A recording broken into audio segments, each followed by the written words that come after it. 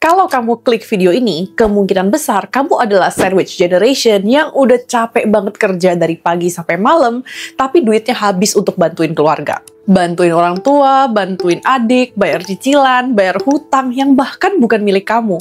Dan yang paling nyesek, kamu udah berjuang mati-matian, tapi masih bisa dibilang egois kalau kasihnya nggak cukup. Dan hari ini aku mau sharing 5 tips keuangan untuk bantu kamu biar bisa stop jadi ATM keluarga tanpa merusak hubungan keluarga.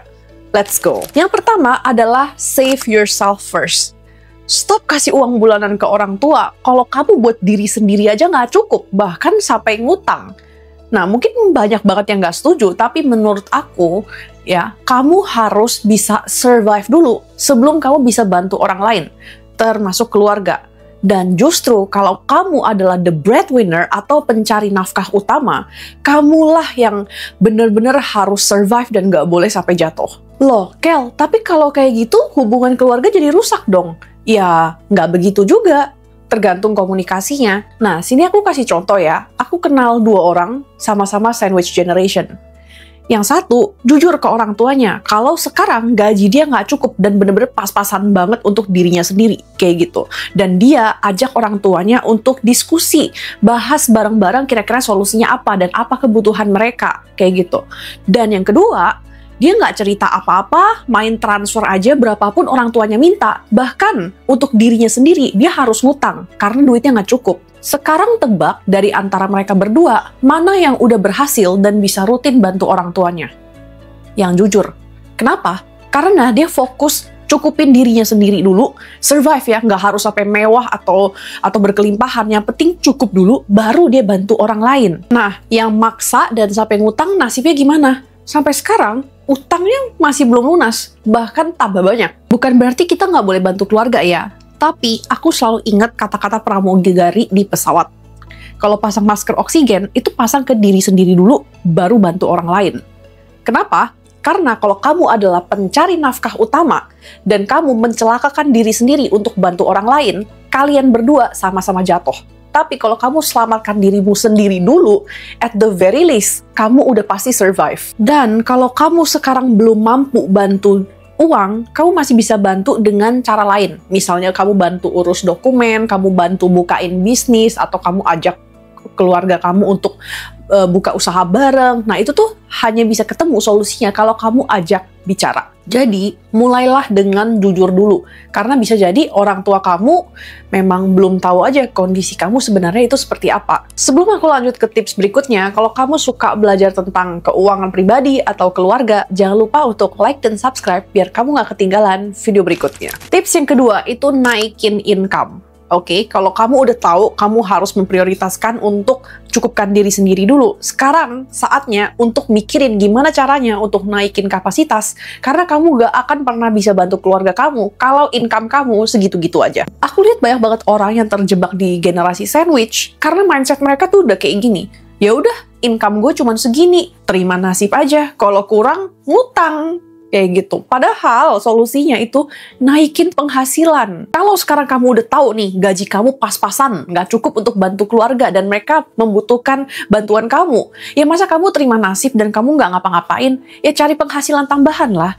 Either cari side income, kamu jualan kecil-kecilan, kamu freelance, atau bahkan sesimpel kamu belajar skill baru biar kamu bisa dapat pekerjaan yang bayarannya lebih mahal. Dan bahkan kalau kamu bingung banget nih mau bikin side hustle apa gitu, mau income tambahan apa, aku udah pernah bikin video, kalau nggak salah 15 ide bisnis atau pekerjaan sampingan yang bisa dilakukan dengan gampang banget, bahkan mahasiswa aja bisa. Nanti linknya aku taruh di atas, jadi nggak ada alasan lagi ya. Anyway, yes, memang kita nggak bisa pilih kita dilahirkan di keluarga yang tajir atau yang pas-pasan. Tapi kalau kamu nggak naikin income, kamu bakal selamanya jadi sandwich generation dan bahkan anak kamu bakal jadi sandwich generation juga. Kamu mau kayak gitu? Kamu nggak bisa terus punya mindset yang selalu salahin kondisi gitu. Menerima kondisi dengan selalu nyalain kondisi itu dua hal yang berbeda. Menerima kondisi itu misalnya, yes, aku menerima kalau aku tuh sandwich generation, kalau aku harus membiayai orang tua. Tapi you do something about it. cari solusi gimana caranya untuk naikin income biar kamu bisa naik level secara keuangan. Minimal biar kamu nggak berhutang. Minimal biar kebutuhan kamu dan kebutuhan keluarga cukup dulu, nggak usah mikir kaya deh. Oke, karena dua mindset gamparan tadi udah selesai aku bahas, sekarang kita bisa masuk ke trik-trik yang mungkin belum banyak orang yang tahu. Dan yang ketiga, adalah kamu bisa laporkan orang tua sebagai tanggungan pajak. Nah, trik ini tuh jarang dibahas, tapi lumayan berguna loh, gitu. Nah, hampir semua orang udah tahu kalau penghasilan nggak kena pajak itu 54 juta per tahun per orang. Tapi belum banyak yang tahu kalau kita masing-masing itu punya jatah tanggungan maksimum 3 orang, nggak termasuk istri. Dan tiap tanggungan yang dilaporkan bisa menambah penghasilan nggak kena pajak kamu sebesar 4,5 juta per tahun per orang.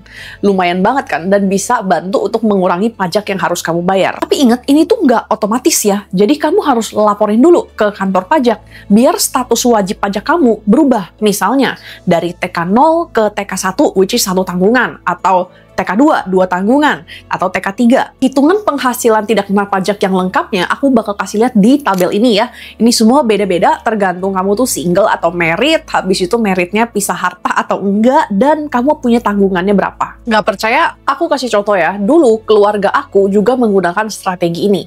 Jadi papa mamaku tuh menikah nggak pisah harta, dan mama aku itu hapus NPWP.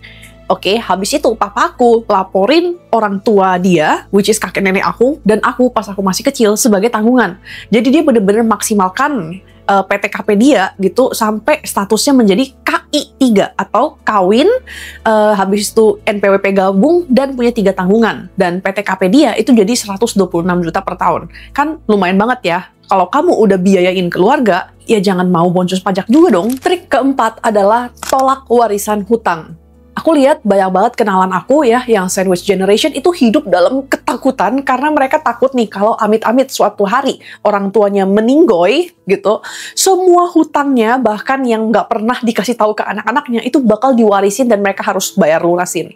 Nah, aku ada kabar baik. Menurut KUH Perdata pasal 1057, anak itu punya hak untuk menolak warisan baik itu aset maupun hutang. Jadi buat kamu yang jujur nih takut kalau misalnya orang tua kamu amit-amit meninggal dan ternyata diam-diam mereka punya hutang nggak tahu 10 miliar kayak gitu.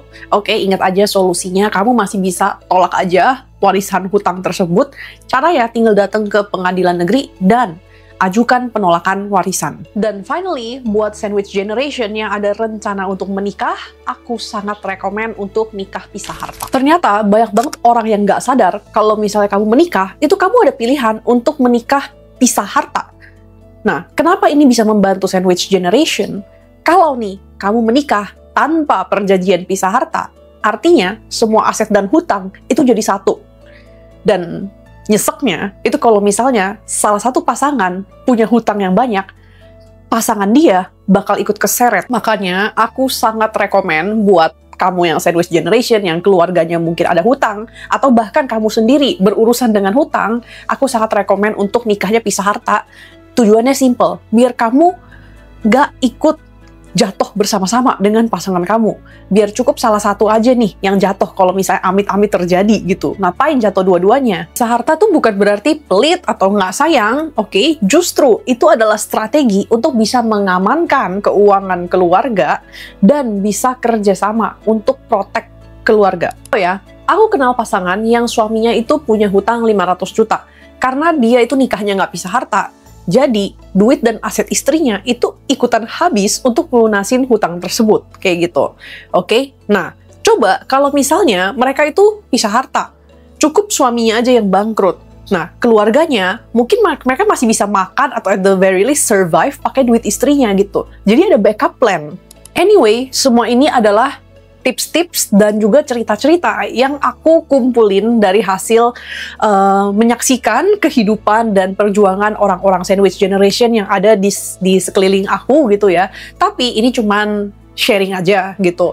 Kalau kamu mau praktek atau enggak ya at the end of the day itu pilihan kamu kayak gitu. Tapi ingat, pilihannya tuh ada di tangan kamu. Apakah kamu mau berani memutuskan sandwich generation di generasi kamu atau enggak. Sejauh ini, aku udah share banyak banget tips yang bisa membantu kamu sebagai sandwich generation. Tapi itu semua percuma kalau kamu tuh atur duitnya berantakan, income kamu nggak stabil. Dan that's why aku tuh udah pernah nih sharing 20 habits kecil yang aku lakukan setiap hari secara for a long time gitu, yang bisa membantu aku mencapai kestabilan keuangan di usia 25, dan aku udah share semua di videoku yang ini. Jadi pastikan kamu nonton ya, biar kamu juga bisa glow up secara keuangan. Thanks for watching dan sampai jumpa lagi di videoku yang ini.